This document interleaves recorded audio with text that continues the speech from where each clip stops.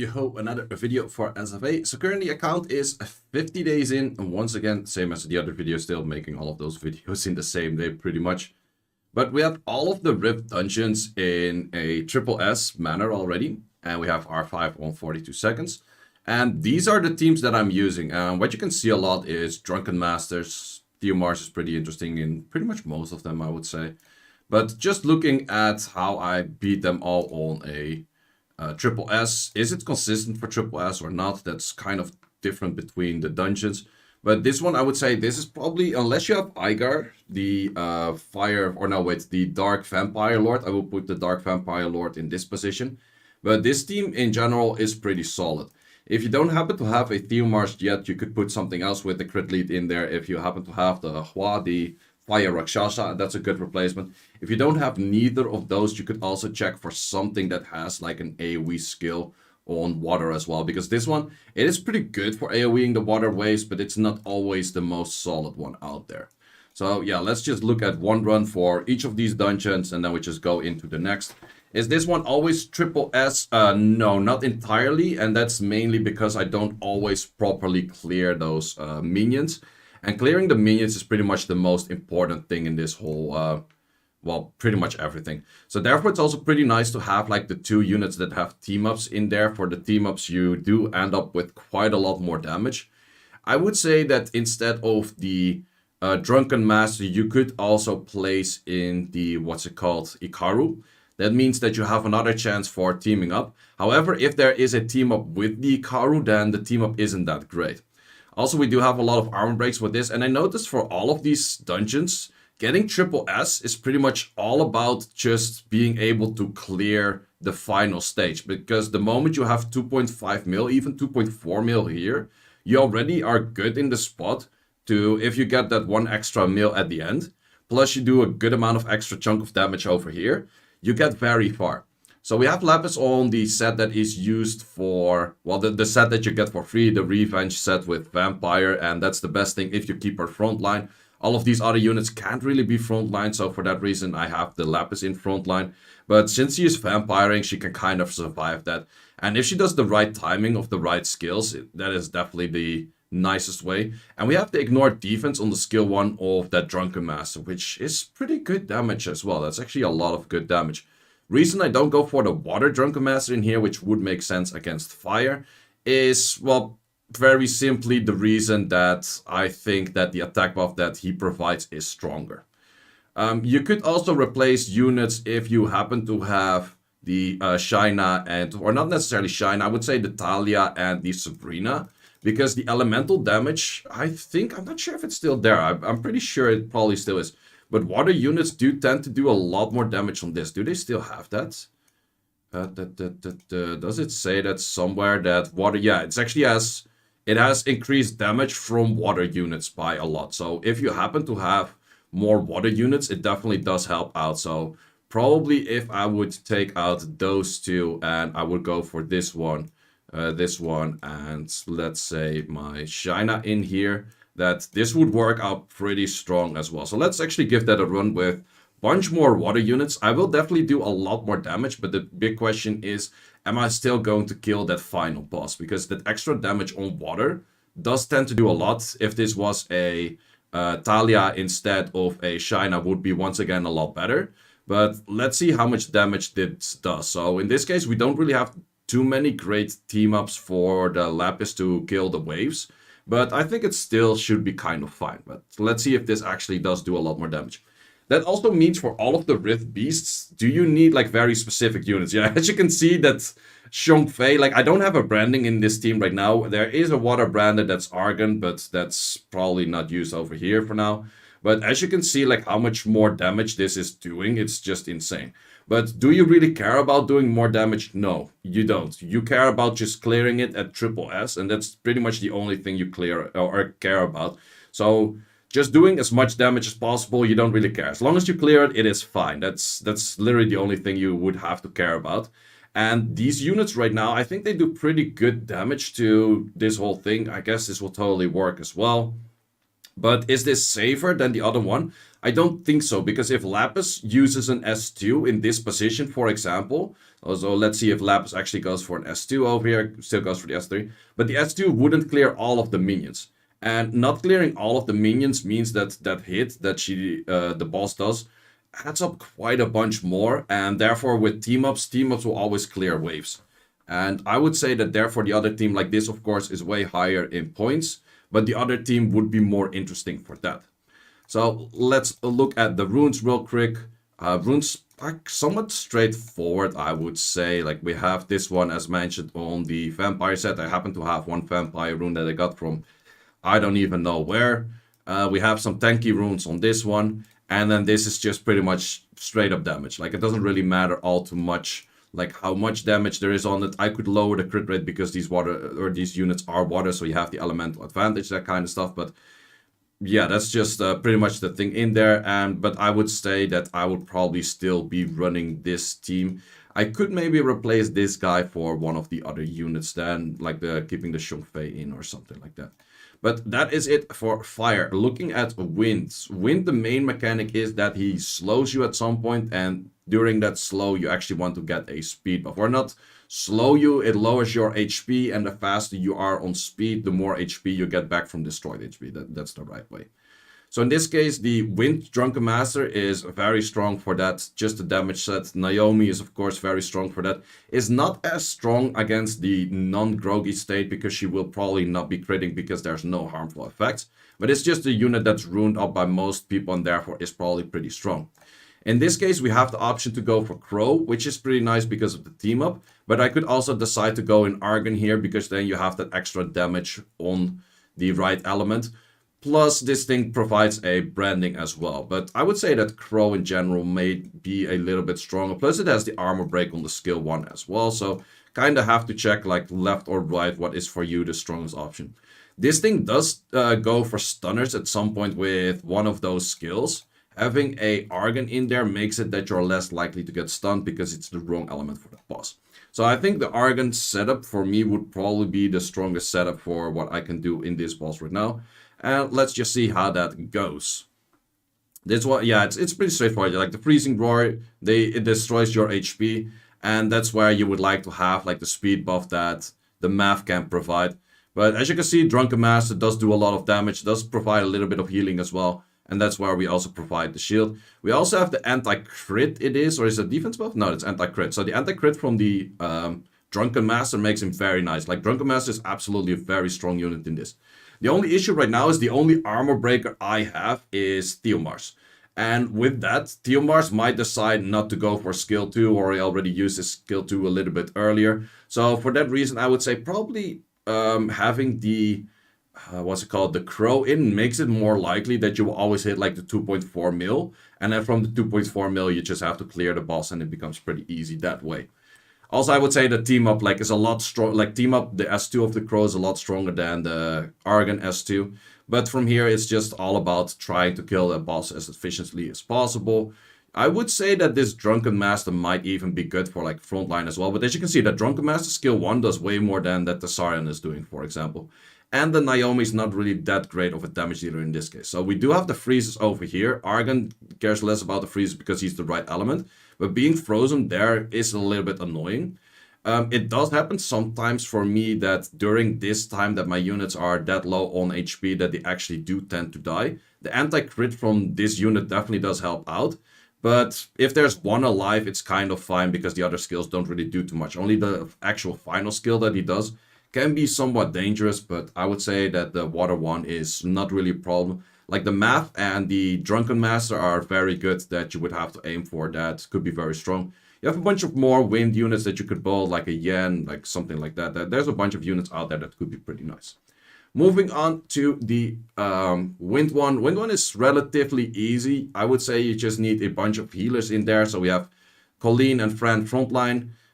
This one doesn't heal, but the attack buff that it provides is pretty decent. Isn't really needed all too much, but I think he's still pretty strong because of that S1 ignoring defense. And there's a few team up units next to it, so that definitely makes it strong. Once again, the Crow is mainly for the, the branding. And then this thing is also a little bit of healing, whole bunch of debuffs, and just a good unit. And why is your panda on the back line and not front line? I don't know. You can put in front line. That's definitely a thing you can definitely put in front line. Other units that might be strong here, if you already happen to have a Bale or like Tasarion is pretty strong over here. Burnham, if you happen to have that one, it's of course very strong. And yeah, that's pretty much all about this one. This one is very straightforward. Like, as long as you have the 2 healers front line. And I would say that the moment that you have Igar, you can also replace the Panda with Igar.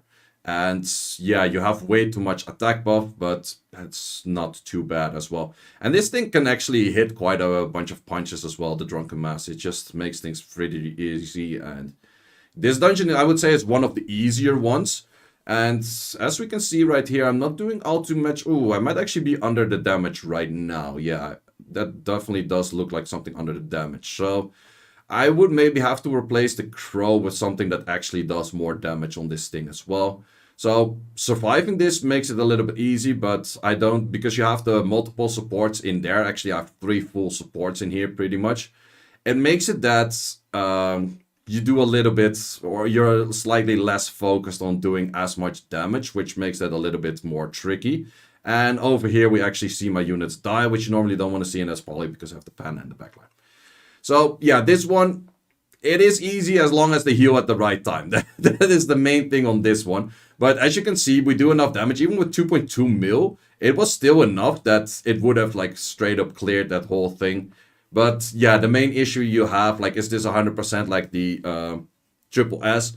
Not really. You're kind of dependent on when do your units heal and if they heal enough and that kind of stuff. Artifacts for extra recovery on their healing skills does definitely help out a lot. But let's actually place this over there, and that would definitely help out a lot. You are currently somewhat on a squishy build, so I actually might place you in the back line then. Let's see if this works out a little bit better, but I definitely do think it would work quite a bit better because the damage... Well, you could also put 3 front, and therefore the damage is more spread, but yeah, I would say that Fran isn't really too great at taking those hits in. Having Fran move first is also pretty important because, well, otherwise... all of these units are lower HP right now, and the moment that you heal back to max HP is the moment where you throw back that debuff and you actually hit him with it. So that's definitely a thing that you want to be aiming for. Let's see if we do a little bit more damage on this round, that we just had like a bad round of not that great damage, or that this team is just not doing too much damage. But the thing is, like, you don't... The moment that you actually kill the final wave, you pretty much always get like triple S, because it's just so easy. Like, you get 1 mil extra damage here, and you get like 400k for just killing this wave or something like that. So you add in like 1.4 mil, as long as you're at like 2.1 mil, you're already good for like the 3.5 mil, and that just makes things very easy. Big question is just like, do they have their healing skills up the moment that he starts throwing his debuffs? Because he does a lot more damage the moment that he has those...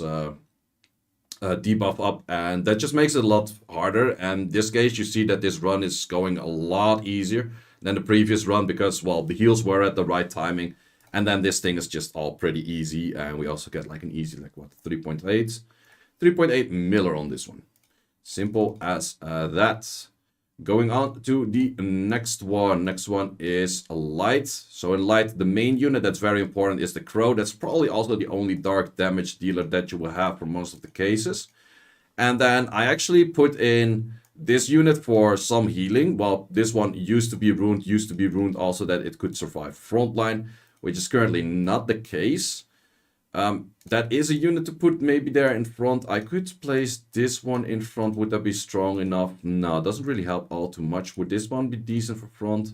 No, none of these units seem really strong for front. What I could do is put the Sarion front, because the Sarion has the passive, or not the Sarion, Theomar's front, because the Sarion, Jesus, keep saying it wrong. Because Theomars has that passive and then makes that survivable as well. Another unit that you could put front if you already have it built is this. So I'm going to go for this one front. And then it's not that great into this thing because like multi-hits don't do too well into him. So the team-ups, if it is used at the wrong moment, isn't that strong. So it might be stronger still to say that let's get a Drunken Master in, an extra Drunken Master. Because the team-ups with those have ignored defense.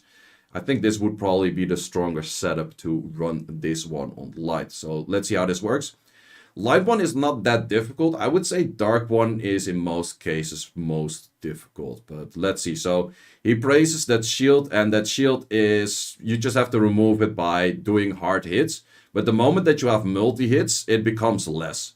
So you actually want high single target damage dealers, but I would say that a lot of the units that you do have don't really have that specifically, at least for the free-to-play units out there. There's probably a few here and there, but I would say in most cases it's not really the biggest of issues to just do with like a bunch of multi-hits. You have the S1s of those two guys that though ignore defense, which kind of breaks out the shield pretty easily as well. And getting the 3.5 mil in this one, I would say, is one of the easier ones as well, because you just bring like a whole bunch of damage dealers. In this case, I actually used the Theomars, finally said it right, for frontliner as well. So let's actually see how that works out for frontliner, because my friend, I noticed, is somewhat squishy at the current build that I gave her. Definitely have to put grinds on her the moment I get those grinds. But let's see if that is enough when we also have the anti-crit. Anti-crit definitely does help out, but it's also a little bit RNG. So let's see, can we break that shield pretty decently? Does seem kind of okay to break that shield so far. Do get our second hit in, which does a decent amount of damage, but not something that friend can't survive. And then from here, like at this point is where you want to be doing the main amount of damage. The moment he doesn't have the shield up, and then in the next stage he will get the shield up again. So this one is somewhat likely where you don't really get to the point. Well, can we actually get it? I kind of want to get the next skill off. So in this case, let's say I didn't do enough damage here, and he goes for the Thorns of Despair one more time. Even if the friend dies, the Theomars will always survive because of the Endure buff that he gets the moment he dies. So that's definitely not a bad unit to put frontline in some of those dungeons as well. So that's what we have for that one. And then we go into Dark. I would say Dark is probably the hardest one, because you have to do quite some damage from multi-hitters, and you probably do not have any light damage dealer out there. The only one that could be in there could be the Shaman, which is a damage dealer for light. But is it super great? I'm not entirely sure if you really want to focus on this one like so much and just say like, okay, this is going to be, wait, did I 2A this, or is that the 2.8 version? No, that's not the 2.8 version yet, so didn't finish 2Aing this one yet, but I would say that Shaman is probably a strong unit in here, and then you would probably want to pair that up with team-ups, and then you could ignore like the mechanic where it just starts like chaining those units. But also in this one, I tend to place the Theomars in front just to have like extra damage in there. But this is the one I was struggling more with. But let's see if the twins do it quite well. Otherwise, we're gonna 2A that Shaman, because I think it's like one run away from 2Aing. And then run that with a bunch more team-up kind of units and just see how it goes from there. So yeah, getting the 20 or like the 28 hits in that it's asking for is actually quite some. With the twins, it's definitely helping out quite a bit to get that in faster. But I would say it's still quite a bunch of hits to actually do. And therefore, it's very useful to have at least one in the backline that also provides the attack buff. So once again, the Drunken Master Fire, very nice for that. But you could also have like... yeah, you could go for the Barbaric and Wind. That's also a thing that provides attack buff and does some damage. So there are a few options here and there. So in this case, if it takes the friend, I don't have any healers. If it takes the Theomars, I lack a little bit of damage. But the thing is with the Theomars will survive due to Endure buff. So that definitely does help out quite a bit. And... yeah, the friend is not really that tanky. So the moment that your frontline unit dies, it does make it a lot harder to tank all of those hits. But at least in this case of how it's played right now with the twins, you have a lot of team-ups to make it work.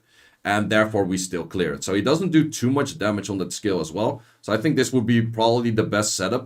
As long as I just provide enough of those multi-hits, then the boss just doesn't move twice or does that skill twice, so my whole front line is taken. Because the best or the worst thing to happen is having that Thorns of Despair in the moment that I have both of my front units being gone, because that one-shots the whole backline. So I would say that twins is probably best for that. If you don't happen to have those twins, I think you would probably have to go for this one. You can place this one frontline as well. I think it's a decent frontliner. And then you could go for like a Ikaru or something like that as well. So that's, you have a lot of those team up things. And this thing has healing on the skill 1 as well. So, or is it healing on the passive? There was healing. Oh no, it's healing the moment you have the 2-8, of course. So something along this line if you want to go for a more free-to-play route. So that's all for the triple S's on all of the dark, or of all of the Rift Beasts actually. And the main thing is that I would say that the higher your glory towers are, that helps a lot more to get away with like somewhat worse stats and somewhat like along those lines. For runes, I would say a lot of the runes are super straightforward. You just aim for like maxing out your crit rate with the Theomars lead. If you don't happen to have the Theomars, use something else and just up your crit rate. And there are a few crit rate leads out there, but if you don't have any, then simply just go, well, the moment you have the Agar, you can go for the attack lead from the Dark Vampire Lord and then use it that way. So, bunch of free-to-play options for that, guys. Thanks a lot for watching. I hope you enjoyed this video. See you as always in the next one. And if you want to support this series, please like it, comment something, and see you as always in the next one, guys. Thanks a lot for watching. See you later.